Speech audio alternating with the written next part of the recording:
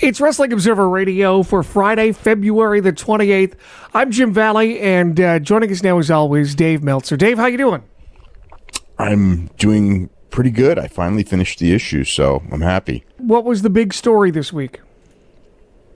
I mean, the coronavirus is the biggest thing, really. Aside from that, I guess the Super Showdown show and the retirement of Manabu Nakanishi. You know, those would probably be the biggest things. Did you see the Nakanishi thing? I did. Yeah, I thought it was great. He's always been sort of one of my favorites, going back, from back in the 90s, and I can't quite put my finger on how to say it. I mean, he's a legitimate wrestler and a badass. He was never the guy, but there's just something about him. I don't want to call him like an underdog, but there's just this quality about him that you just have to like him. Yeah. He was never one of my favorites, but he was a nice guy. I met him, a couple times, and it was weird because, when he was signed, he was going to be the guy. I remember being there in in January 4th, 1993, Tokyo Dome. But even, I guess that would be the time, actually. He just started. And he had, a lot of natural charisma. And he had a good-looking guy, young guy, obviously right out of the Olympics, strong as hell. And it was just kind of in those days, Inoki was still running the show, and he wanted legitimate guys. So there this guy was, good body, there this guy was, and, big and strong. They wanted big guys. It was always the top guy should be, good height. You know what I mean? Good body, that kind of a thing. Kind of like how Vince still thinks, but they were, 28 years ago, it was kind of a different world, and it wasn't really about, it was more about, in Japan now, it's about how much drama you can put in the match and things like that. And then, it was about that image thing. You wanted these guys that looked like stars, like Inoki did, and Fujinami did, and Riki Choshu did, and he was going to be the next generation after the Muto, Chono, Hashimoto guys that were clearly going to be on top at this point, and then, and Kensuke Saki, and then he would come along after that, and, him and, Tenzan and, Kojima, would probably be the guys who'd be pushing Muto and Hashimoto when they got older. That was kind of the way everything looked like it was going to go. And it really looked like, as far as the company went, it looked like they were, everything was going to be smooth sailing. And then things just, things got bad. MMA really affected them in a different way and changed how professional wrestling had to be and how New Japan had to be. New Japan couldn't be the image of these guys that were the toughest guys in the world. And people looked at shooters differently. It wasn't about guys with big shoulders and, cut chests and, 250, 260 pound guys that were strong and could lift a lot of weights. It was because people had seen in fights that that's really not fights. So, everything just changed, and he was kind of a victim of the times changing and wasn't, he wasn't the wrestler that Yuji Nagata was. So Nagata passed him by. He wasn't the wrestler Tenzan was. But he was always there. Yeah, exactly. And watching, he was such a fixture of New Japan, just the comedy thing on the undercard, maybe in a way, Baba was in a sense the generation before where, Baba would be in that 6-man tag, and it was a comfortable part of the card, and, you really missed when Baba passed away, and obviously everything changed when Baba passed away. And Nakanishi wasn't Baba, but Nakanishi and Nagata for the last 5 years, whenever you watch a New Japan big show, they were in the second match, and Nagata was always fiery, good worker, and Nakanishi did the couple power spots. And if Nakanishi would do a dive or climb to the top ropes, he would just go crazy for it because it was he's really not supposed to do it, but he's going to do it, and you knew he had the bad neck, and you knew he was very limited, and he moved really, really slow, but he was part of the show. And it's it was an era past. He had a great career. He should be very proud of it. Not everybody can be the cornerstone, and there's no shame in that. And 27 years is a long time in a tough business. This is not a, in theory, the way they work in New Japan, your body's not supposed to last 27 years. And he had bad neck surgery. He could have quit in 2011, and it would have been fine, but he came back. Is there anything new on the coronavirus? Yeah, just things are getting canceled left and right, and it's just filled with uncertainty. It's weird because, I've been talking to people in Japan every day now, and it's such a weird thing because it's like they're not in a panic, and it's just kind of like it is what it is. People go out, people go shopping, people walk around, a lot more masks than usual, but they're, you go on the train, and that's, those trains are filled with lots and lots of people, but, they want to cancel everything. Tokyo Disneyland is closed. Oh, I'm sure. And movie theaters and the baseball games are going to be played in empty stadiums. They're going to play the games. They're going to be on television, but there will be no fans at the games. That's weird. And there's a number of pro wrestling shows that are going to be empty arena shows. New Japan and Stardom pretty much canceled everything, although Stardom will do a show on March 8th, which is actually interesting because it's going to be their first live YouTube show, and it was supposed to be like a real big deal, and now it's going to be an empty arena show. It's kind of a loaded show, too. Well, it could still be a big deal. People may check it out just because of the curiosity of the empty arena as well. So. It's hard. It's hard, though, to watch a show with no fans. It can be done. Yeah. But it's tough. There's a curiosity to it. I don't know about watching, a 2-hour show. One match maybe, but, I don't know. But they got to film stuff for television. Yeah. New Japan, it's the way it is, and I guess this may be why they haven't announced anything. They could still do if they go back on the 16th of March, they could do the whole New Japan Cup. It'd be, hard on the guys, and the guys in the finals have to do 5 matches in 6 days or even 5 days, if you were on one hand of the block. But it still can be done. And they could do a 16-man tournament in 2 days in Nagaoka if worse comes to worse and they don't get cleared to run shows till the 20th. But, what if this goes longer? That's the uncertainty. And again, the big thing that everyone's talking about is the Olympics, and that's August, and they're worried about that. So if the Olympics in August aren't going to happen, what then happens to these companies? Because you got to remember, how do these companies survive? Particularly the smaller companies. The smaller companies are the ones that are going to be hurt worse. But even the bigger companies, at some point, you have to have revenue. And it's not like in our country, the one thing is that if this were to happen here, empty arena shows would be terrible. But as long as Vince could fill the hours with guys wrestling, whether it's an empty arena or not, he's still getting his money. You know what I mean? Because they're not a house show, related business. Whereas in Japan, every company, including New Japan, is house show and merchandise related. That's like the main form of revenue. The merch and the ticket sales. So you take that away, and they're really taking in, very, very little money, and they're going to have the expenses of salaries and things like that. It's the whole idea, every year New Japan gets more and more profitable, takes in more and more revenue. And if this thing lasts for any length of time, that will not be possible this year to beat last year. Well, and in all honesty, and I'm not being funny here, many wrestlers are not great with their money. Yep. That's not going to help either if they're living paycheck to paycheck. Now, will they be, it depends. New Japan, everyone's on salary, so that's okay. But in these smaller companies, you're kind of paid by the show. And if there's no shows, it can get real tough. It can get real tough for everyone. Wishing everyone the best. Just remember, even if you aren't necessarily worried about an epidemic of the virus, there are some real life consequences dealing with money and finances and real people involved. So I'm glad we touched on this.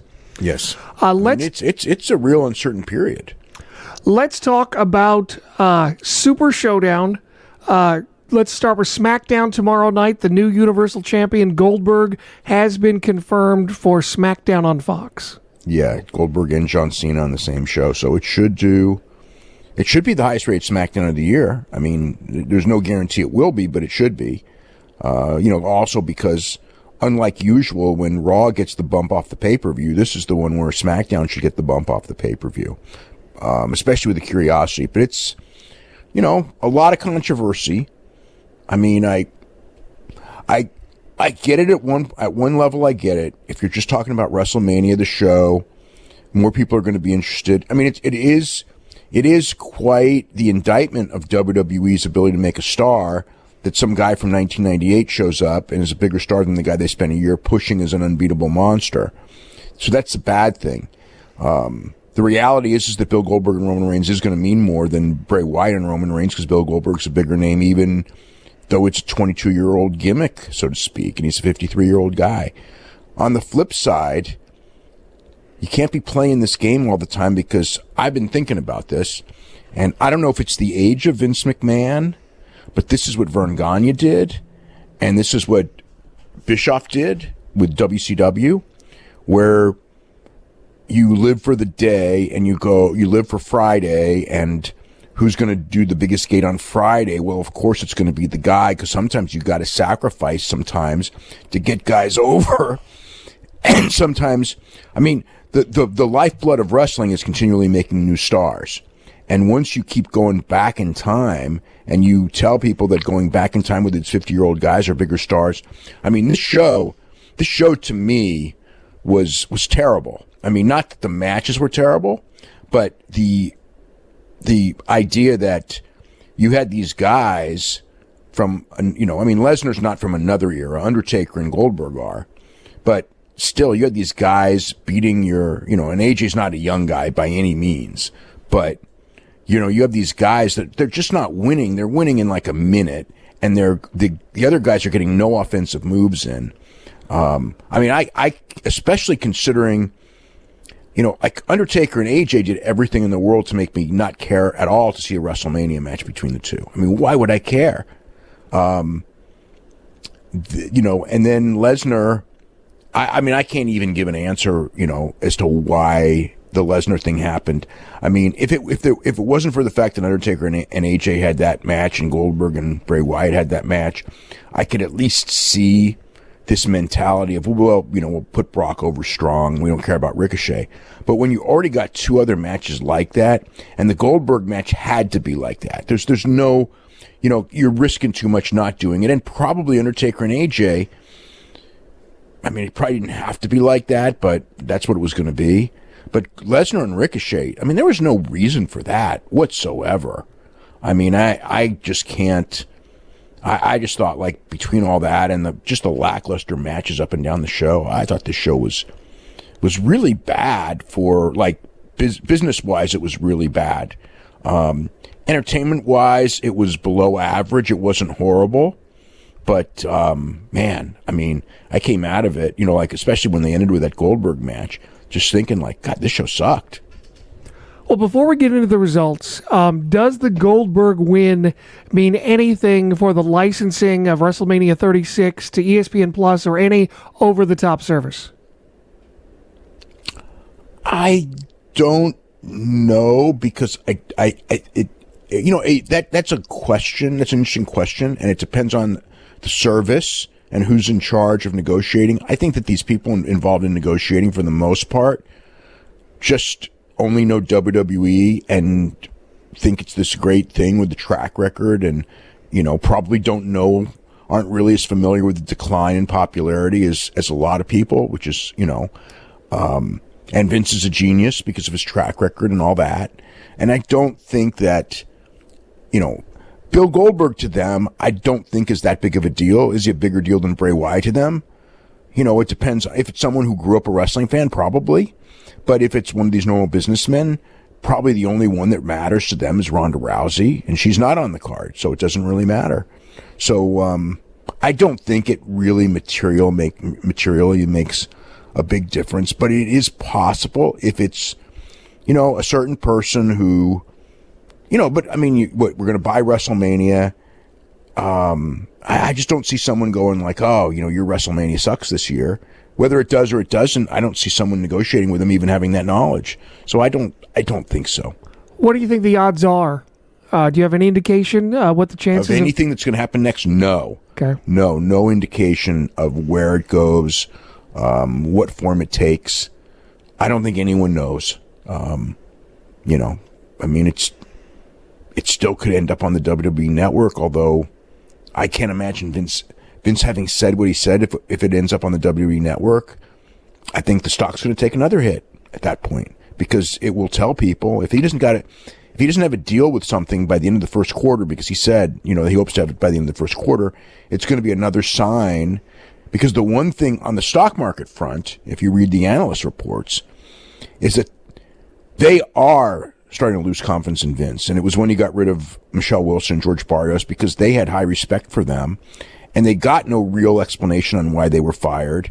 And the other one is that they had been told for, years about how important the WWE Network and the analytics and the way we're going to know everything about our customers and all of this stuff that's going to drive us for the future. And George Barrios kept pushing, and Michelle Wilson to a lesser degree, but George Barrios, we're going to know about our fan base. We're going to know what they want. We're going to know everything about them because we have all this data of what they watch on the network, how many hours they watch, what they want to see. And it's going to help us in everything in the future. And then it's like, well, we're going to sell all this stuff. It's like, well, what about the data? And then Vince goes, it's not that important. After they'd been told for years that it was so important for the future, now it's like, it's not that important. And, Vince didn't have any good explanations. So he did offer this one thing that we're looking to sell this. And I mean, there was uncertainty about the India deal, which did close, but it closed months late and for less money than they expected. The UK deal closed for less money than they expected. So now it's kind of like, hey, these international deals are not as lucrative. It's not a big hit, but it's a hit. But obviously they're still going to be making tons of money because of the US deal being so strong. But, there's the thing of, how is the network number down? It was never supposed to be down. It was supposed to grow forever. And, now they're canceling, all the stuff. They're starting to notice all the stuff, and there's questions being asked. And if Vince goes and says we're going to be closing on this deal, and then they don't get a deal at all, it's going to be like another thing that Vince said, that didn't happen, and they're going to lose a lot of confidence in Vince. And there's no one else there to replace Vince, because it's like, if you put someone in the Vince thing, then everyone's going to panic, because Vince has created this aura that people believe that, and AEW is kind of a funny thing, but, there's this aura that only Vince can run a real wrestling company in the United States. Nobody else can do it, which is probably not the case, but it's out there. And if they lose confidence in Vince, putting someone in the Vince spot is going to make it worse, because they don't have confidence. They're not going to have confidence in them either.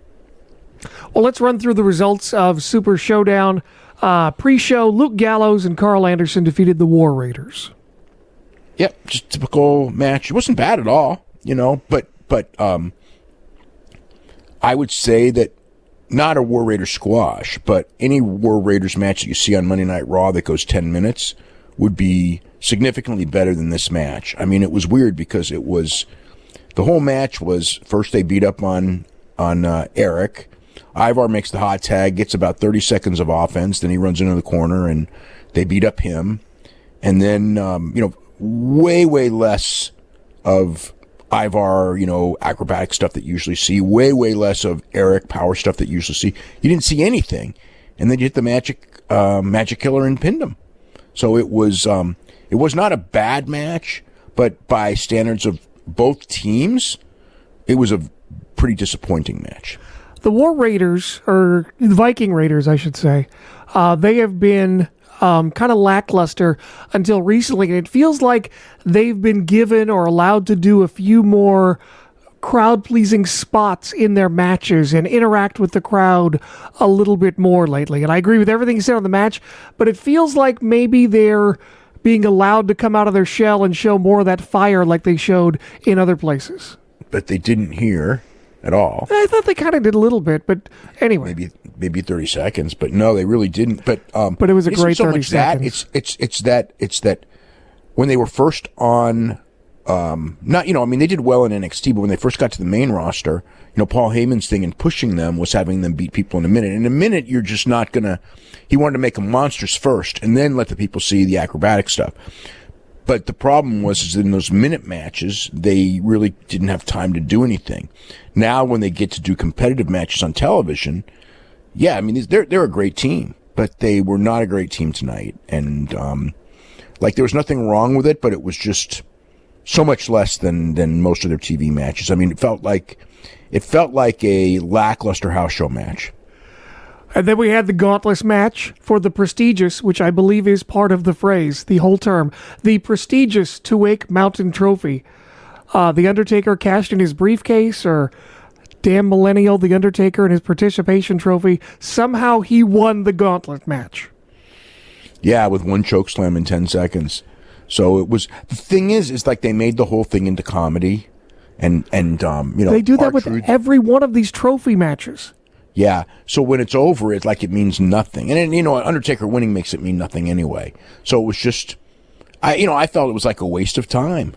You had R-Truth beat Bobby Lashley in a fluke.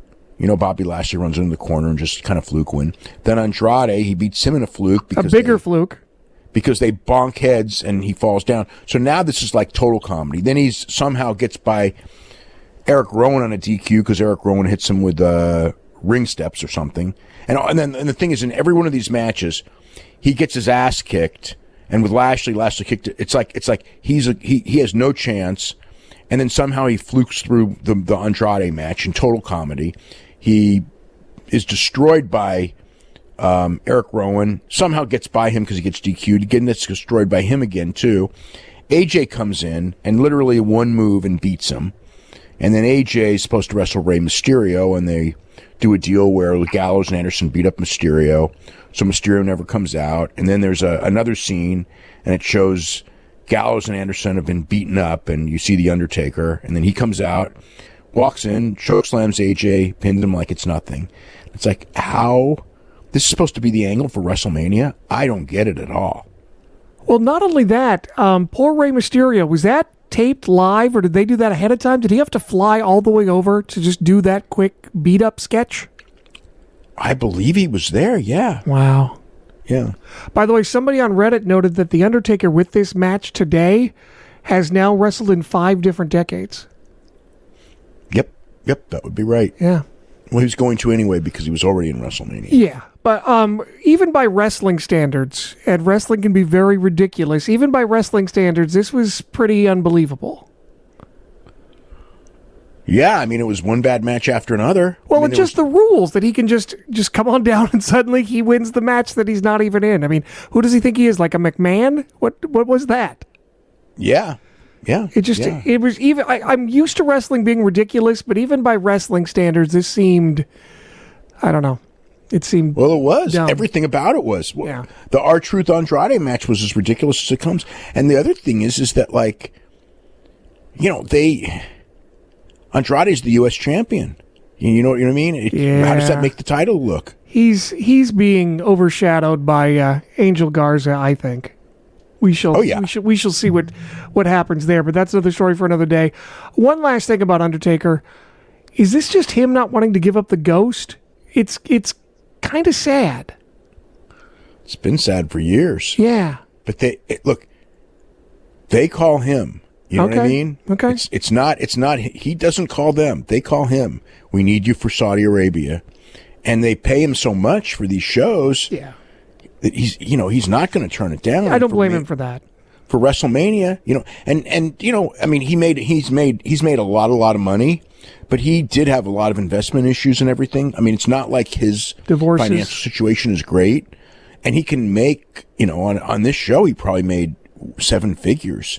So you can't, for flying there and doing one choke slam. We saw the world's most expensive choke slam today.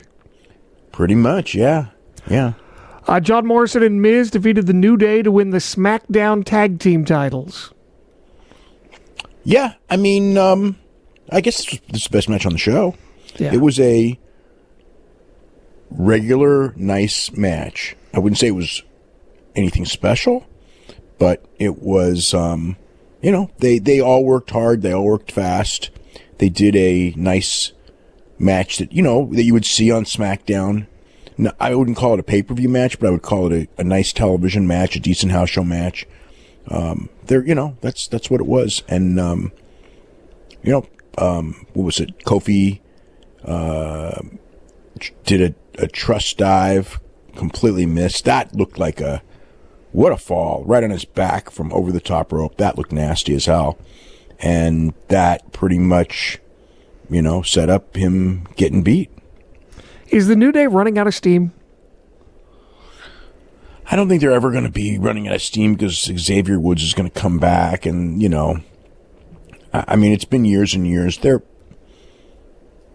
not super hot right now, but I don't see them breaking them up either. Just because I don't see them wanting to break that act up. Because if they do, the reality is that all three of them are going to be in way worse shape without it.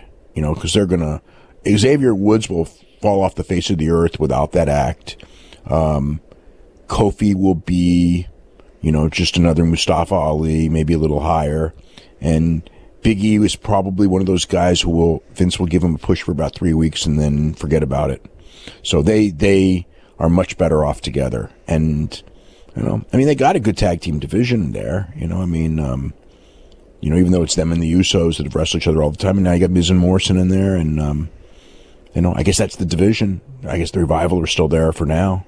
Not like Morrison was the biggest star ever, but he went around on his own and made a name for himself in Mexico and all over the world, and he comes back, and it's 2008 all over again. He's in the exact same spot. The exact same spot he left. And yeah, I didn't like the idea of him coming back in this tag team. I thought he was capable of so much more, but now that he's in it, I think he's been, and plus in that, I didn't like, there was no reason that he needed to be destroyed in the Royal Rumble either, but it happened, and everyone has him slotted as, Mrs. Tag Team Partner, mid-card tag team guy.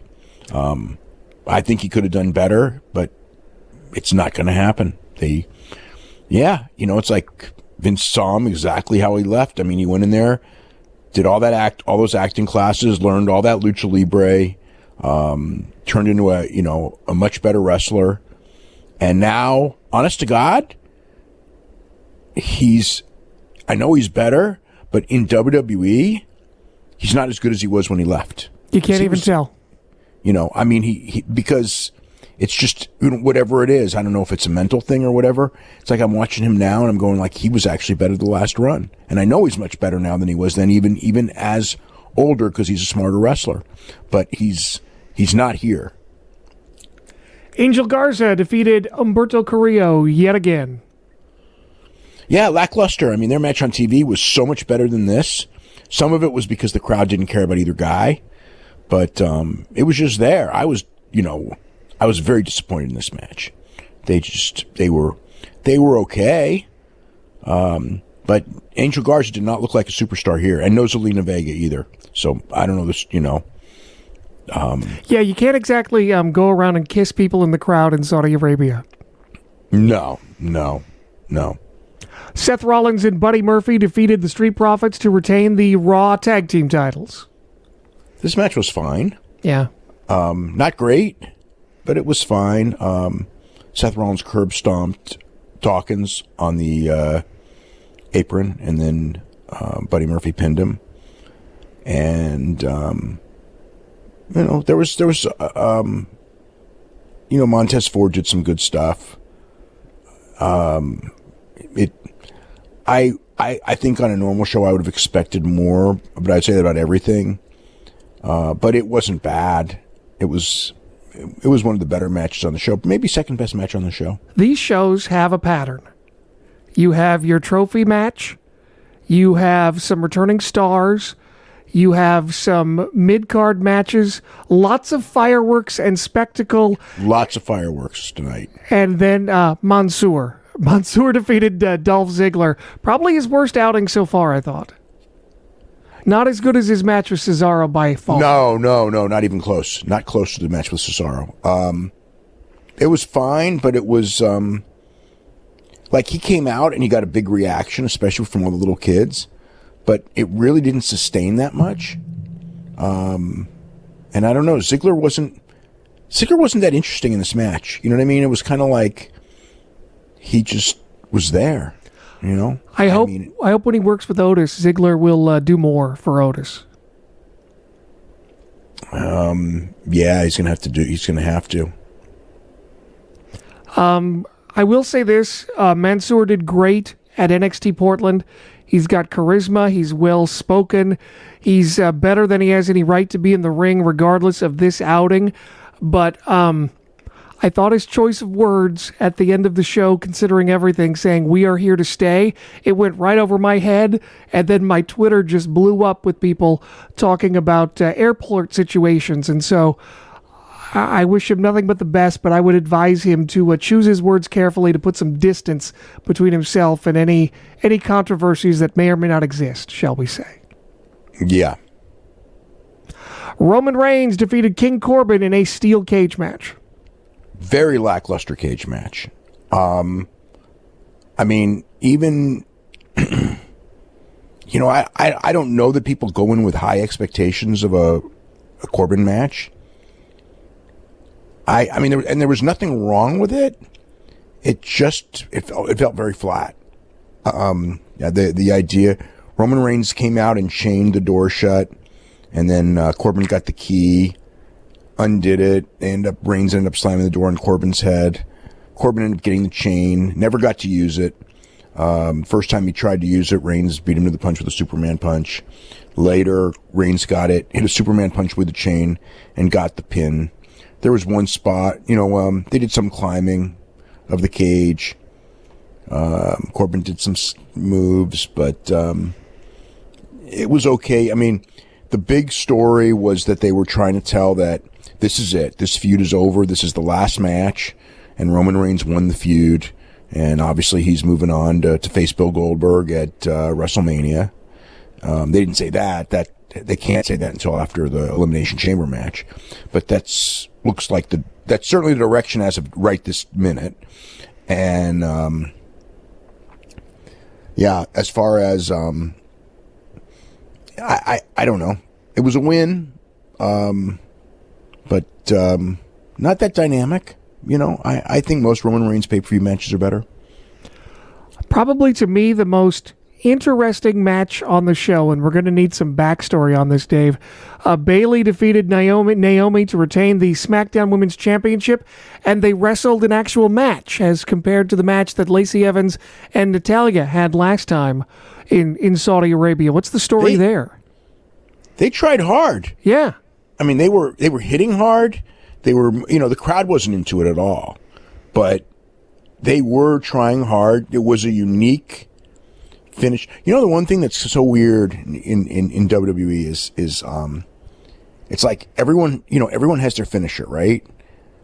But if you change finishers, like Bayley, you know, used to be the belly to belly, Bayley to belly, whatever you want to call it, for years and years, hits that's the end. Then they switched it to the elbow off the top rope, or sometimes doing her other new one. But the point is like, so now the belly to belly doesn't work anymore, which is, you know, and Ziggler's the same way with the zigzag. That used to be his big finisher, and he did the zigzag, and now everyone kicks out of it. But it was a unique finish because Bayley kind of put Naomi in like a half crab, and so these women are clothed from, I mean, literally right under their chin, like they could not even show their neck, all the way down, all their arms, other than their hands were free and their heads were free. Everything else is covered. And they're wearing several layers of shirts. So Bayley kind of twists Naomi's leg in kind of like a half Boston crab, and then takes one of her shirts, the loose shirt, and puts the leg under the shirt. So she's basically got her leg trapped in her shirt, and then kind of just slams her head on the ground and pins her. So it was a different finish. I think that it was done that way because they may want to be going back to this match at WrestleMania. I don't think they've closed their mind to this thing. I don't think they want it to be a blow-off. So it was kind of like this idea that Bayley did something that you could do here that you couldn't do anywhere else. That's kind of like your open-ended reason on why they may do another match. Because, anywhere else, she ain't wearing a bunch, she's not wearing 4 shirts. And you couldn't be able to pull that off on her in her normal costume. So do you have any information about why this was a more traditional match versus the exposition or whatever we saw last time? No, I don't know I haven't heard anything from there in that regard. I haven't really asked. The only stuff I heard was that they were very surprised at how many kids were in the crowd, which surprised me because I thought that they wrestled a show for little, the way you would wrestle a card for kids as opposed to adults. I thought that, with a lot less moves and a lot more personality stuff, but and yet it wasn't working at the same time. But I was told they were surprised about all the kids, and I think that was about the only thing I was told, other than everyone going like, why'd they have those, all 3 of those matches go no time. One of them would be okay. 2 of them was one too many. 3 of them makes, just leads everyone to be negative on the show. Before we leave, I just want to say a lot of respect to Bayley and Naomi. It could not have been easy to do that match, given the circumstances. So I just want to praise them for their efforts, and I'm sure it must have been somewhat stressful. Yeah, definitely. So they tried hard. Yeah. I actually thought as far as trying hard. Let me think about this. Did anyone else try as hard? John Morrison to a degree, I think. I'm just saying that more than likely they would be held to a different standard for the eyes of leadership upon them, shall we say. And I'm sure that was very stressful, and I respect their grace under pressure. Yeah, I would say that. It's certainly a weird circumstance trying to do a match there in that gear, and probably with some pressure of, if a guy does something really wrong, it could be bad, but if they do something really wrong, it could be much worse. And they didn't do anything really wrong. Yeah, so I just want to, again, congratulate both competitors, and I respect everything that they did, and I just want to make that clear again. Grace under pressure for both Bayley and Naomi. Well, let's talk about what everybody's talking about. When the show started, or when this match was starting, Wrestling Observer Live was just starting, so I turned it on, and Brian mentioned that he was going to record and time this match, and so I hit my timer as well. I got 2 minutes and 54 seconds. It's probably more like 56-ish, but definitely... 2:57 is what I got. Okay, yeah. Either way, under 3 minutes, Goldberg defeated The Fiend. Well, it had to be short, because if you went long, you're risking, a lot. And if you saw the Bill Goldberg post-match interview, yeah, I did. He was so winded. And sore. Yeah. He did not look like he looked in the Ziggler match. I don't know if he's injured. I don't know if they called him late and he didn't have time to prepare. I don't know what the answer was, but he, he looks great for his age, but he looked more like a superhero in his previous incarnations and comebacks. And now it was kind of like, Bill's starting to, it's starting to be tougher. And, but yeah, they couldn't go long. They did what they could do. That's all Bill's going to do is spears and jackhammers. That's it.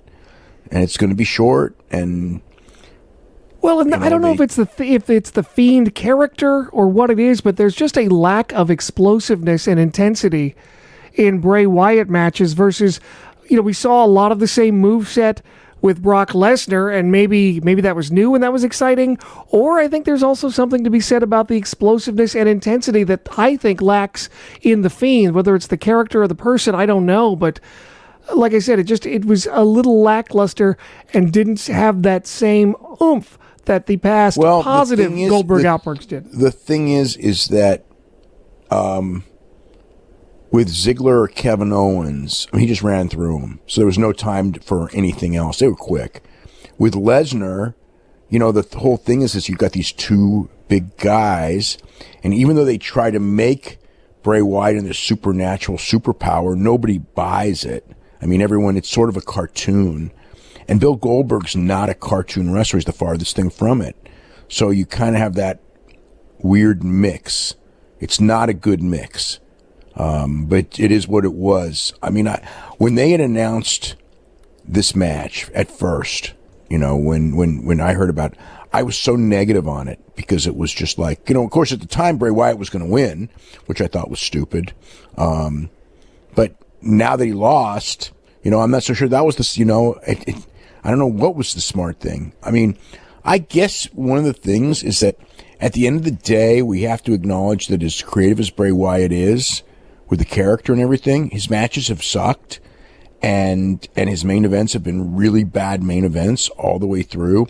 Some of it's the character limitations, and some of it's, the supernatural. The gimmick doesn't work in a main event capacity, and the gimmick could work in a main event capacity. For years, fans in the early 90s despised Undertaker matches, the slow plotting, and a lot of the same similar situation that we find ourselves today with the Fiend. Different audience. It is a different audience, but at the same time, I would disagree with you that it's a lot of creativity. It's a lot of the same with the Fiend. I mean, the whole Firefly Funhouse stuff. Yeah, but they don't do anything with it. There's 50 years of Sesame Street and children's programming they could pull from and play off of and do some really creative things, and they don't.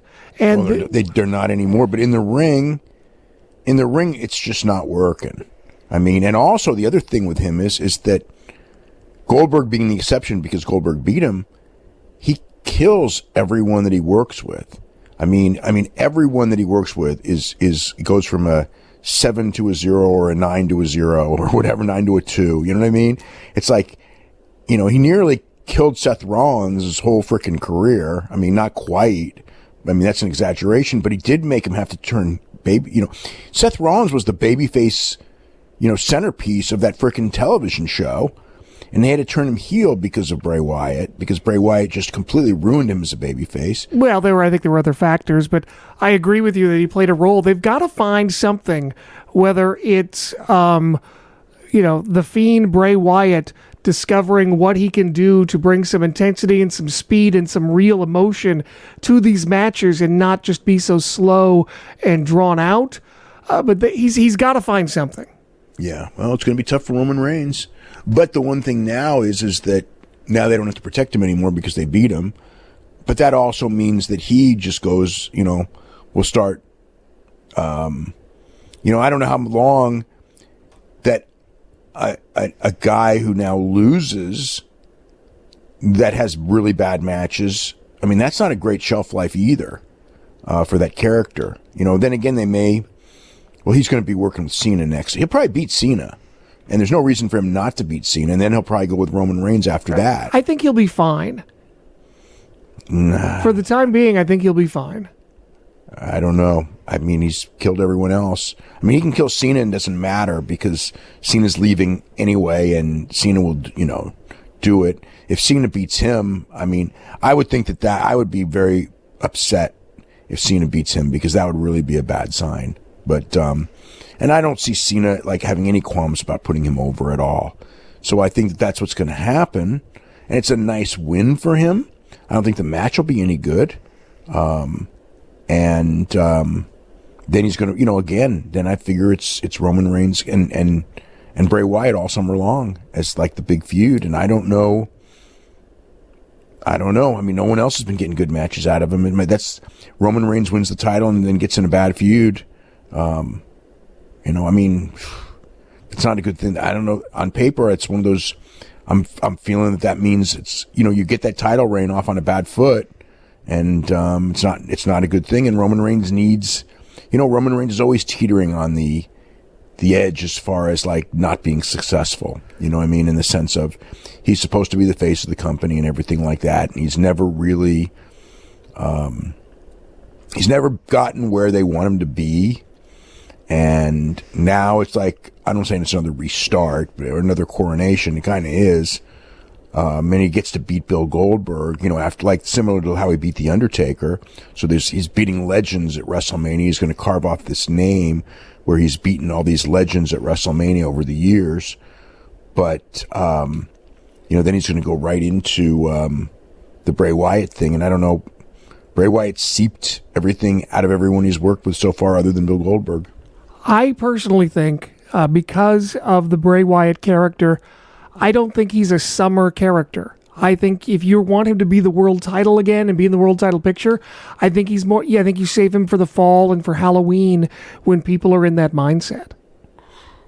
But that's just me. I don't think it's the biggest deal in the world, but that's what I would do. I don't even get that title near him again because all the results is crappy title matches. We've seen it already. I mean, if it was one bad match or two bad matches, we could go, well, he had to figure out how to get the gimmick going and everything. It's been one really good match, one okay match, and the rest all bad matches. And that's not a way to end your show and be a champion. Well, what do you think about the reaction on social media to this? A lot of people upset about part-timers and old guys winning and all of that. And this is true. This actually happened. This is not a joke.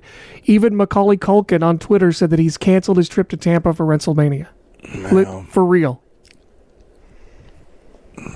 It's still, from a marquee standpoint, Bill Goldberg against Roman Reigns is a bigger match than Bray Wyatt against Roman Reigns. It's sad that that's the case. It's really sad that's the case, but in reality, that's the case. But as far as three guys coming in, all doing that on the same show, I thought it sent a horrible message. It really felt like this is...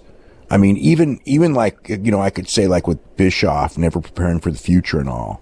And that's true. He never did anything, they never did anything like at this level, where they just squashed the guys that are the good workers that could have a good match. I mean, again, that AJ Styles Undertaker thing, when you're building up a WrestleMania match, I don't get it. And it didn't do anyone any good. Ricochet, I don't even know the words for Ricochet. It's like, dude needs to get out of there. You know what I mean? He needs to get out of there. And it's the second time he did that 7-year Lucha Underground contract that freaking held him prisoner. And now, he's got this. And, but yeah, he's on his way to being, I don't know. Suddenly I'm feeling nostalgic about Prince Puma. Yeah, Prince Puma was a lot bigger star than this guy. Here's the thing, though. If you've been watching the Ruthless Aggression documentaries, this is not new. There are a lot of people posting like, this is new and this is where Vince finds himself. We've been here for 20 years. If you watch these Ruthless Aggression documentaries, even if you're not necessarily believing or the narrative, if you live through it, we've been told for 20 years about how great Steve Austin was and how the Attitude Era was best and that these guys matter. And this has been going on for a long, long time with Rock and Mick Foley and everybody who comes back. This is not new. And now we see this nostalgia. Yeah, but it's one thing when it's one guy every now and then. Right. And it's been going on for 20 years. But it's three on the same show. It's overkill. But this has been overkill for 20 years. The other thing, too, is Vince's age is really showing. For 20 years. In a bad way, because, again, it's like he's living in the past. And he's, and you can't live in the past. I mean, again, it reminds me of Vern. Like with Vern, he kept bringing it's not back. The same. It's not Vern making Buck Zumhoff play Bill Haley and Haley's Comets. But it's Vern bringing back Mad Dog and the Crusher over and over and over again, because they're such great, wonderful characters, and they'll get a bigger pop than all the young guys. Unfortunately, in the end, that doesn't work, and the day comes. And that's what we're having here.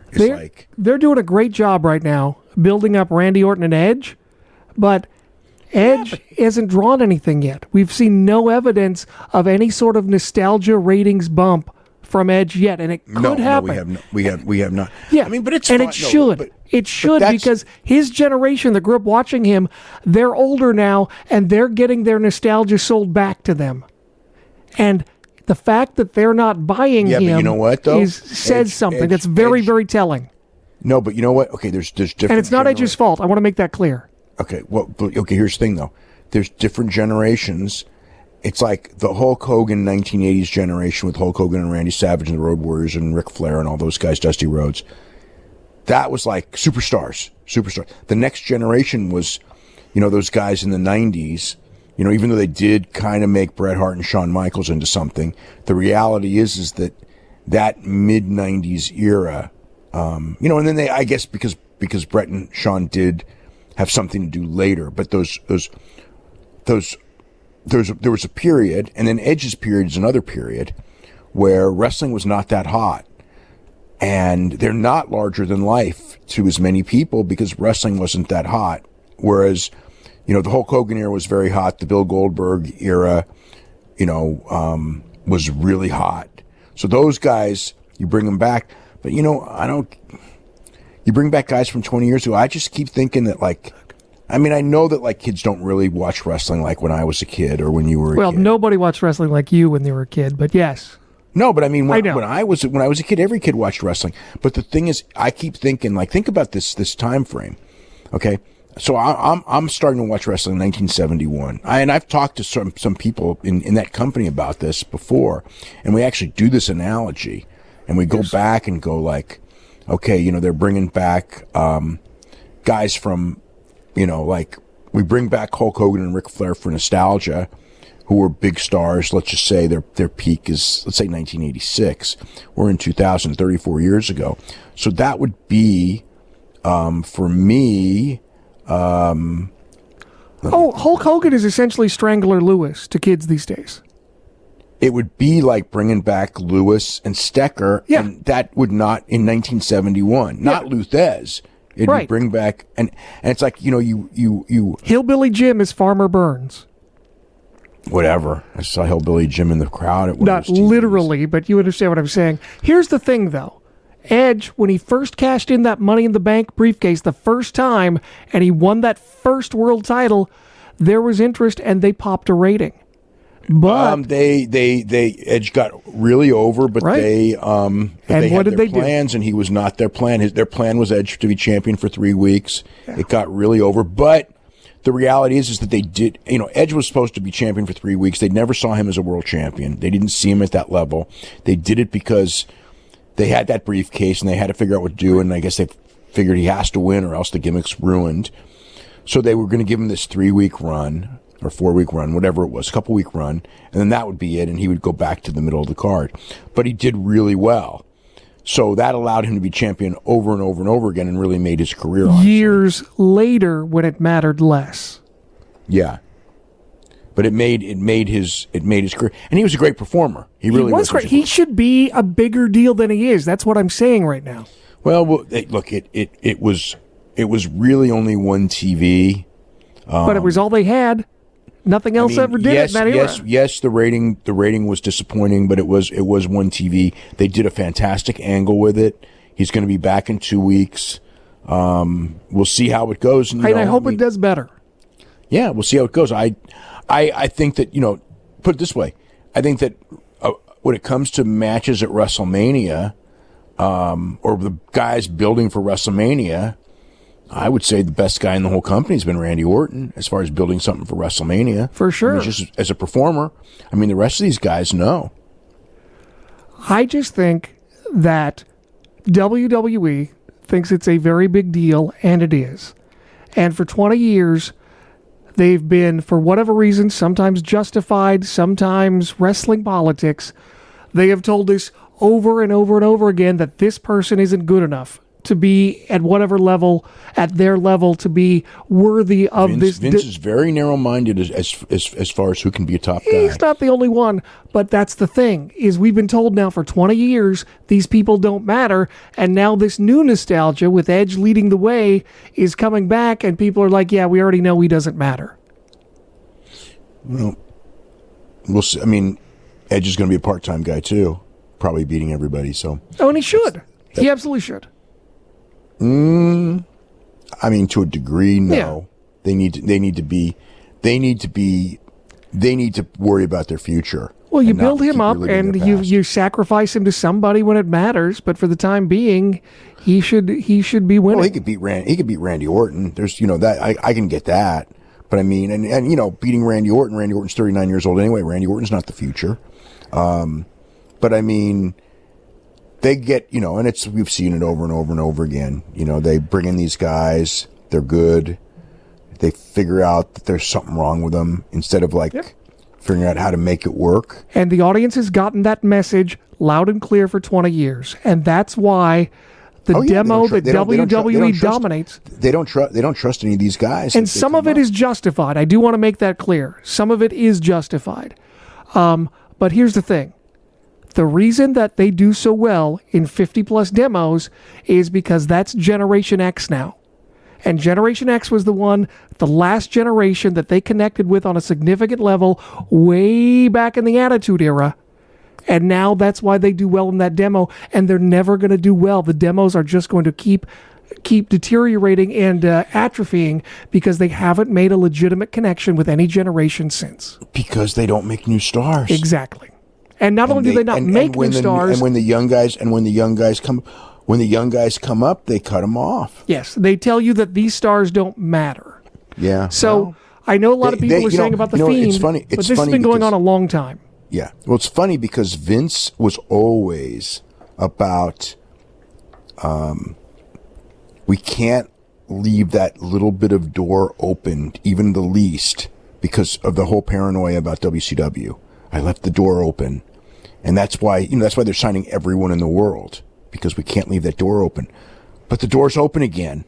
And they've literally left the door open. And I mean, it's funny to me, in a lot of ways, the reaction, from WWE and I mean, it's almost like there's this, I don't want to say echo chamber, some weirdness, but whatever. But I mean, over there, I mean, the whole thing is that AEW is horrible. They're terrible. They're a joke. They're they keep telling themselves that, and they're so wrong. I mean, it's like, oh, their TV's terrible, their booking's terrible, their wrestlers are all third rate, and all this, and they're so wrong. You watch those two shows. You watch that show on Wednesday, and you watch the show on Thursday morning. You could not. The gap is gigantic, and it's in the other direction. Well, it's not just that. I agree with everything you just said, but I would also add to it that right now, with entertainment, we are in the era of fan service. And WWE, I think another aspect of this is that fans don't feel that they're choosing the stars. And even though you don't own something, when you're a customer, you still feel ownership to it. Whether you drink Coca-Cola or you like Star Wars or whatever you like, you feel a sense of ownership. And I think fans have been told over and over and over again that we decide and we know best. And I think AEW, sure, you want to criticize the booking or the look of the show or the wrestling or whatever, have at it. That may or may not matter to certain fans. I think that there's a very fan-friendly, fan service vibe that a lot of fans find attractive. And I think that's part of the appeal and part of the message that WWE is missing. Yes. The only thing WWE has, and it's a gigantic edge, is that in the eyes of most of the public, they are the NFL, and no matter how good the XFL is, it will never be the NFL. Even though, in this case, the XFL has better players than the NFL in a lot of cases, in many cases, actually. But it would still, it's just how it is. And that may take a lot of time, because people have grown up with nothing but WWE for 20 years. It's not like if this had happened 20 years ago, when maybe you're only 5 years removed from the territories, and there was a competition and one group was significantly better than the other, it didn't take Vince much time to beat those territories. In most cases, there were exceptions. In some cases it took him until 1997 to beat territories that were done in 1986. but in a lot of places, because Vince did offer a superior product to the bad territories, and those were the places that Vince came in and did immediate business. In the places that had good wrestling, Vince struggled for many years. I mean, Hogan didn't really hit it big in a lot of places until, it was really Steve Austin. Steve Austin was the one that was the guy where they dominated the whole country. Hulk Hogan dominated much of the country, but not the whole country. And, but now we're in a thing where, again, the wrestling audience is old, not young. And that audience has been, in their minds for 20 years, it's WWE or nothing. If you're not in WWE, you can't be as good. You're not a WWE caliber performer unless you've been in WWE. So that is the hurdle, and that's the big hurdle with AEW. If you take that hurdle away, and you didn't have that, and you just were going head to head, this race would be, they would be a lot more competitive, with Raw and SmackDown. And that's, again, I don't know that that's going to change, and it ain't going to change soon. But that's all WWE's got going for it, really. It's not they do not have the entertainment going for it. What they have going for it is that they are WWE, and you've been told for 20 years that this is the major league. And until you kind of like examine it and find out that maybe it's not better, you kind of think it must be better. So yeah, but it's, again, but the door is open for people to see that, and the other company's not going away also, which is another situation. And now, will they? And here's the thing also. Time will tell, but I don't believe that there's a level of incompetence in booking there, that the potential incompetence of booking there, like in WCW, where they just completely lost touch with their audience. I don't think that's going to happen here. Well, it's remarkable how many people are talking about how overly unselfish Kenny Omega has been, and the Young Bucks. And that's a big difference. I mean, it's remarkable. They're probably the most unselfish major stars maybe in history. Dwayne Johnson and Ric Flair. Oh, yeah, Dwayne, yeah. Terry Funk. Yeah, you can't forget Dwayne, yeah. But they're right up there for sure. I think I will say this.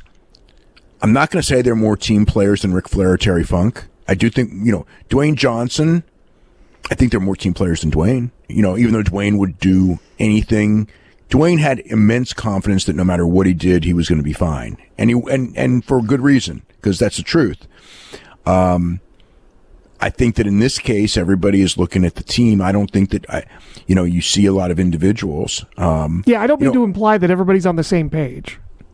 Well, you never have everybody on the same page. Right. You're not going to have 5 people with 5 different mindsets, or 6 people, or whatever it is. They're all going to have their own visions, and there's going to be arguments, and there's, it's just inevitable that's going to happen. But, I mean, it's going to be interesting to see how long they can keep. I mean, the string of 4 straight weeks of incredible television. I mean, it's. Very quickly, I do want to talk about the ratings. I just want to touch on one thing. I know people are saying, well, they're executive vice presidents. Duh. It's going to benefit them. And that is true. But the history of professional wrestling and startup companies is filled with old carny wrestlers just trying to get a one-time payday. Absolutely. So this is not the case. Exactly. So I do want to make that note. But let's talk about the ratings. AEW NXT ratings down this week. What's going on? The NXT rating being down, it should not have been down. They should have gotten a bump from the thing. They should have gotten a bump from Charlotte Flair. It did not happen. But it was also a lackluster show. I mean, if you really look, I mean, you had like, the grizzled young veterans and Forgotten Sons, and these they weren't ready for that match.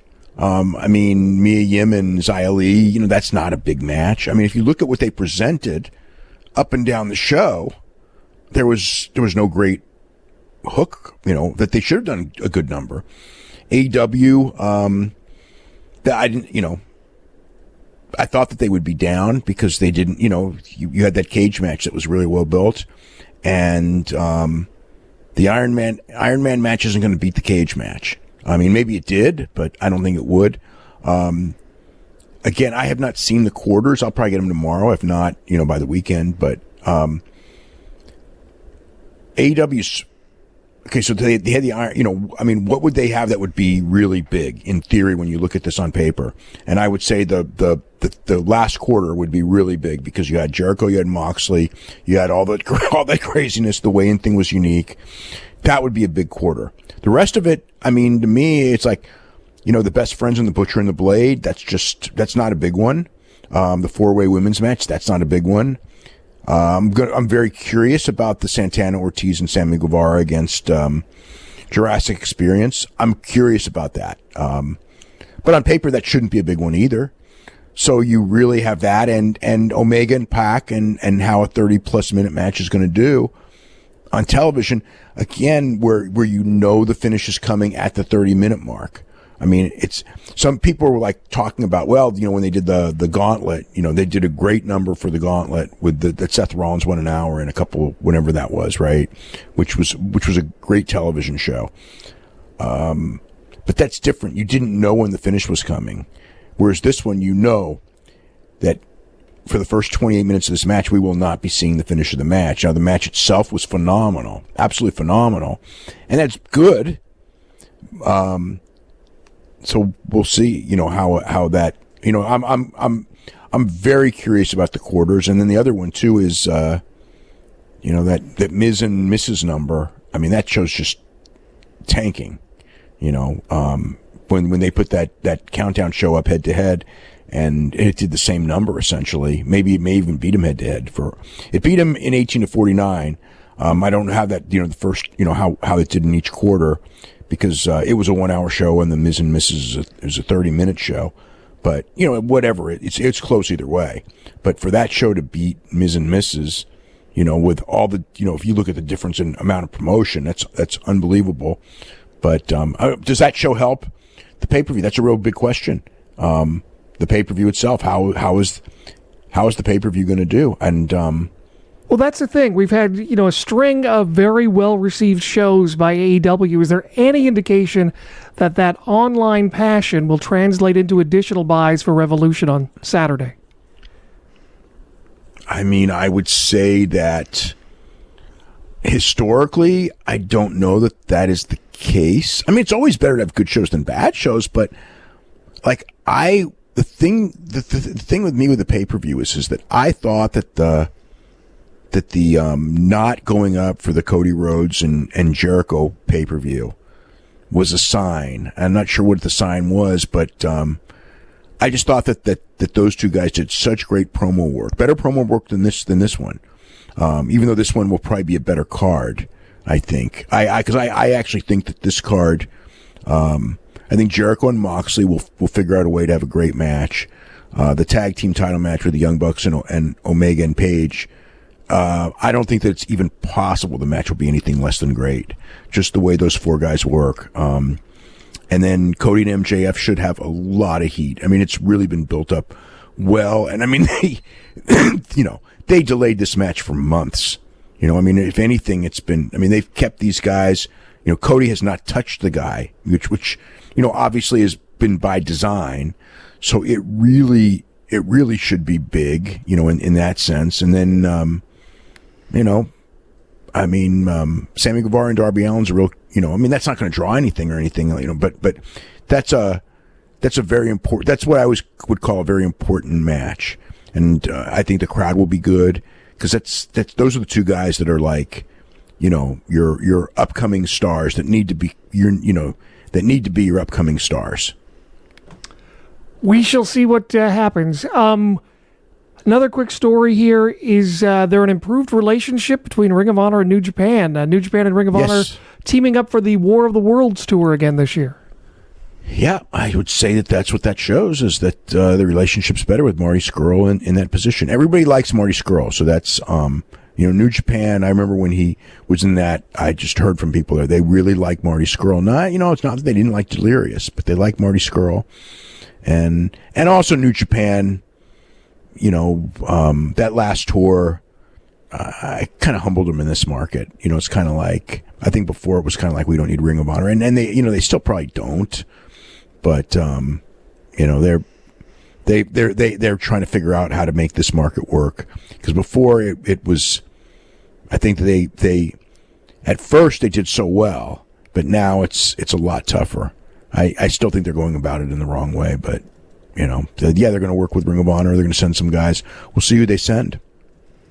Yeah, it'll be interesting. These matches are going to take place May 6th, 7th, 9th, and 10th in New York, Ontario, Kalamazoo, Michigan, and the Odeum Expo Center at Via Park, Illinois. Yeah, I mean the one thing with New Japan is that New Japan really has so much talent that you could send 4 or 6 guys to Ring of Honor and you can still run shows in Japan, and you've got more than enough talent to have a great show in Japan. They don't need everyone on tour at this point, because they're so loaded with guys, especially with this new group of young lions to work the undercard, and some new foreigners and things like that. They did, they're losing Lance Archer, so that is a loss. He's not staying with New Japan and doing both. I don't know all the details, but I think he's going to be an AEW regular, so that would at least limit him in Japan. If not, could he go back for big shows? If he pushed for it, I think they would. I know what the deal was with, they were going to let Cobb do that, so I think that if he pushed for it, he would be able to. But he was out of the New Japan Cup. Before they announced his signing, that was the first thing I saw when I saw the New Japan Cup lineup. Was, hey, no Lance Archer. He's going to AEW for sure, because New Japan Cup is one of those things where Lance Archer would be in it. So, and then AEW announced him like the next day. And I know they talked. I knew it was a close deal, and I think he'll do well there. I think that those fans will be receptive to him. There was that knock on them, and of not having enough big guys, and now they're probably gonna have too many big guys. Honestly, I remember Jerry Jarrett saying if everybody's 5'10" and you bring in one guy who's 6'5", he's a freaking giant. If you're like WWE and you have 6 guys who are 6'5", they're just a bunch of big guys. And that's kind of the thing now. It's like if they got 8 guys that are 6'5", they're just a bunch of big guys. It's not like any of them are giants. I know the deadline just passed, but any indications or any trends in the Wrestling Observer Awards this year? Well, I have not looked at. I'm not tabulating the ballots. I have not more than glanced at them. I believe that there were more ballots this year than any other year, but I haven't counted them up. I won't know that until in a day or two. But I did think before the first ballot I thought that there were a lot of very obvious winners that I was sure were going to win, and I'm still sure they're going to win. And then there's a few close ones. Wrestler of the Year is not a lock. But I'm going to say, again, I figure it's Okada or Jericho. I could be wrong, but Ospreay might be in there, but I don't think he's going to win. I don't think people will at the end of the day, no matter how many times Kevin Kelly says Will Ospreay should be Wrestler of the Year, no matter how many times you watch Will Ospreay have these unbelievable matches, it's he'll win Most Outstanding for sure, and he should. Oh, absolutely. But the Most Outstanding is not going to win Wrestler of the Year unless he's got a big championship or he's drawing big or carrying the brand. And Will Ospreay was a rising star. Yeah. But he was not carrying the brand. Okada was the star of the brand, or Naito. 3 or 4 years, Ospreay is in that conversation probably, but not right now for Wrestler of the Year, no. Well, the UK match with Zack Sabre, he was a larger-than-life star there, and it was an incredible match. Oh, he's incredible. I take nothing away from him. But he could be, again, it depends on Gedo and New Japan booking, but they could go all the way with him, and I don't think it would be a bad thing. They probably won't right away because they always take it slow. Yeah, but they could do that this year. They could. but they could go in there in the Copper Box or at Sumo Hall and have him go and beat anyone. I mean, I don't think they will though. Not this year. He just won the first heavyweight title, quote unquote. So they got to establish that. What is he? Is he 27, 28? I think he's 27. Yeah. What did they? Was it Okada that said when he hits 30, watch out? Well, he's already there. But you know what I'm saying? It's going to take some time, but I guess what I'm saying Okada is to be said when he was 30, he was going to be the best in the world, and he beat Okada's prediction by 4 years. To be the wrestler of the year, I think you have to have a money drawing component that Will Ospreay will have and doesn't quite have yet. That's all I'm saying. I won't disagree. I mean, and that's probably why he will win Most Outstanding and probably won't win Wrestler of the Year. Real quick before we go, Rip Oliver, Northwest legend, big star, big heel for the Northwest of the 1980s. His family put him in hospice care. Yeah, it's really sad. Yeah. Just his heart is failing, right? Yeah. Yeah. I mean, he's been in rough shape for a long time, though. And a lot of people only know Rip from when he went to the WWF in the late 80s, and he lost. Well, he was only there for a couple of months. He quit right away. Yeah, he didn't want to be that guy. He didn't want to, but it still hurt him bad. Oh, of course.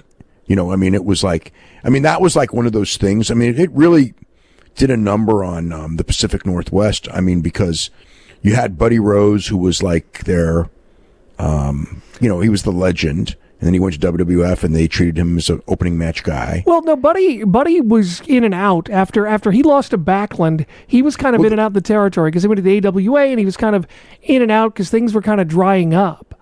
Yeah, but he couldn't be, some of it was the weight too. But yeah, he was already fat and washed up by the time he did the blowaway diet. He wasn't really a factor in the Northwest by then. Yeah, but he couldn't be the Buddy Rose that he was. No. After the not the first WWF run, but that was also before they were on national TV because he did well the first time. The second time, he did not do well. And Rip, who was the big star in the Pacific Northwest, he went there and they just used him as a job guy. And then when he came back, it's like, you've seen this guy do nothing but television jobs. How they still pushed him, to a degree, but they couldn't push him the way they used to. Well, what happened was with Rip Oliver gone, that opened up the door for Len Denton, the grappler, to come in. And with Roddy Piper behind the scenes and Len Denton, they really modernized the product. For the first time, Portland had entrance music. We had more storyline-driven stories and more character-driven stories. You had Scotty the Body and his valets Ginger and Veronica doing things, and the Southern Rockers, became our rock and roll tag team, and they modernized the product. And that kind of Rip leaving was sort of a blessing in disguise because the Rip was great, but the babyface side was just nobody could talk. You had Coco Samoa, and you had Scott Doring. Tom Zank was there for a little while. There was nobody really with a lot of passion on that babyface side, a little bland. And so, the grappler came in and, and the territory got big. We had Brian Adams and the Equalizer and the Bruise Brothers, Ron and Don Harris, and Billy Jack came back. And, for a while it invigorated the territory. It was going to be inevitable what was going to happen. But, Rip kind of opened up that door by leaving for a little while. Mm-hmm. Yeah, that's true. That's true. I do want to mention I did a Portland WrestleCast with the historian Rich Patterson, and we talk about all of that stuff. So if you're unfamiliar with Rip Oliver's career and you want to learn more, if you want to go down memory lane, it's a very easy 1 hour, and it's a free show right now up at Wrestling Observer. Rip was never like a top draw, but he fit perfectly in the Northwest. For that era, the Northwest had a very unique kind of wrestling. It was different from everywhere else in the country. It was better than a bad promotion, but it was not a flashy modern promotion by any means. It kind of serviced itself. I always liked the week-to-week storylines, and the wrestling was a very, I don't know, it was something, it was like the TV was, it was an old-timey wrestling that was very good. Everybody could, usually pretty much everybody could work. Everybody got a shot. Everybody got a shot to headline. Everybody sometimes had to open. You worked your way up and down the card. Everyone worked with everyone. They would have because it was really a very small number of guys that were working there full time at any point in time. You didn't have it wasn't like it was 40 guys working there. It was probably a dozen or something. Yeah, 10, 12. And yeah, maybe a dozen guys, and they all worked with each other. It was a great place for a young wrestler to improve. I mean, that's what the big thing of going to Portland is that you go in there and you're working 6 nights a week with good people because again, I mean, one of the things okay, let's say you're on a show with 10 people. Okay. So it's probably 3-4 matches. So to do a 2-hour show or 2-hour and 15-minute show, house show, you're in the ring for 30 minutes. You're not in the ring for 7 minutes. So you're going to learn, and you're in front of the same people week after week because you're running weekly towns.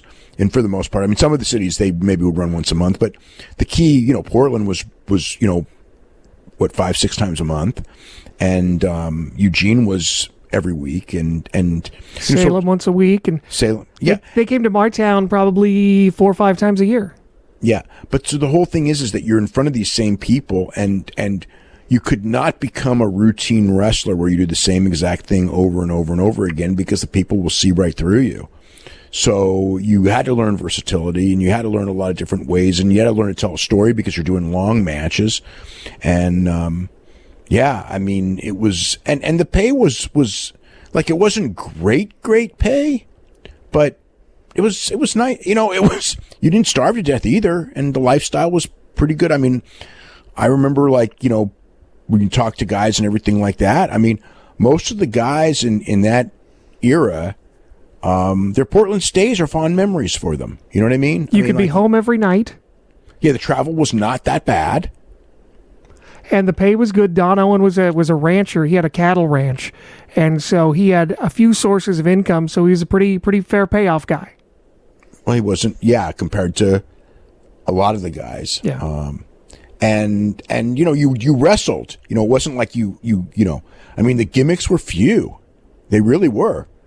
So you were out there wrestling and you're out there doing promos, and the key is that you're paid well, but you're still paid on the house. So, everyone on their promos was encouraged to sell tickets with your promo. And when you didn't get paid as good. So it was, kind of sink or swim. That's where Buddy Rose, I think, was so good, was because Buddy Rose was the perfect Pacific Northwest superstar because he was an excellent worker and he was a great promo, but he was not a guy who would go to WWF and be a superstar. He couldn't be because he didn't have the body for one, It's a different person and a different style, but guys like him, sort of like a Tommy Rich, there were just people that got left behind when we entered that national body guy era. Regardless of talent. A lot of guys got left behind. Yeah. A lot of guys. Greg Gagne, was another one. Yeah. Once Hulk Hogan and the Road Warriors became the norm, and you brainwashed people into thinking that it's all about bodies. A lot of guys that were real talents, just people wouldn't take them seriously, and it changed. I mean, we're actually kind of we're finally in an era where we kind of reversed back, where now nobody gives a shit about bodies, really. I mean, look at Bobby Lashley. Bobby Lashley's got the greatest body in the world, and how over is he really? You know what I mean? He really isn't, compared to a lot of guys. So it's not like that anymore. I mean, having a good body will always be better than having a bad body, and it should be. It's cosmetic business. But the day of you being picked on, who main events is being picked on, who has the. I mean, I remember talking to guys in WWE in the 90s. So this is when we're leaving that era, kind of, and it's kind of reverting to Bret Hart and Shawn Michaels, but away from the Hulk Hogans and the Ultimate Warriors and these people. And I remember guys who couldn't adapt to the change then, different back to the other direction, who were so workers that would go to me, I got a better body than this guy, and I got a better body than this guy. And it's like, they're outperforming you. But I got a better body than this guy. And they were coming through that 80s thing where all that mattered to Vince and to the fans was who has the best body, nothing else. Who has the best body? And I won't say nothing else because, Jake Roberts was a star and stuff, but it was still the prerequisite thing. And Jake, for all people remember about Jake was never the world champion. Jake did some main eventing, but he was often second, third from the top, no matter how good a psychologist and talker he was, because at the end of the day, the people in that era were still brainwashed into, Jake is good and sinister and evil and all that, but he doesn't have a body to be a top guy. But there was that mentality of like, I got a better body than this guy. Why am I not getting pushed? And it's like, well, now the audience has changed. And now no one even talks like that anymore. I never hear him go, I got a better body than this guy. Why am I not in main events? It's like, no one even says that anymore. Real quick, just a quick story from the Portland WrestleCast. Rich Patterson was good friends with Buddy Rose, and he has a lot of Buddy's artifacts that Buddy left behind and left with his widow that Rich got from her. And they were one night looking through some boxes, and they found a pair of skates, ice skates. Buddy was from Minnesota and a very good ice skater as a kid, and even skated some of the Portland Winterhawks hockey players in Portland in kind of a famous angle he did one time. But Right. I remember he tried to outskate them. So they were talking, Tammy, Buddy's widow, and Rich were talking, and she goes, oh, these bring back such great memories. There was a time when Buddy and Rip Oliver and Dave Sierra, the Cuban assassin, who was the assassin or whomever under the mask at the time. Was he Top Gun? Later on, Top Gun. But anyway, they all went ice skating. And there were 2 malls in the Portland area that had ice skating rinks where Tanya Harding practiced, as a matter of fact. And we were just kind of laughing about it during the show. Rich and I, you got a Cuban and a Florida guy. Where would they go and learn to ice skate? And I got a message from Rip's son, and it turns out that Rip's parents owned an ice rink in Florida.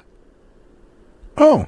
Yeah. That's interesting. Yeah, kind of a fun... So that's where Rip learned to skate. Apparently so. Because I like people in Minnesota, pretty much I think that you end up, I don't know if everyone does it. When I was a little kid, because I'm from upstate New York. So everybody ice skated. So it was just everyone did. So, but in Florida, I don't think anyone did. I mean, where would you? So, I mean, because we didn't ice skate. I never ice skated in a rink until I moved here. We ice skated on frickin' frozen ponds, right? That's what we skated on. So,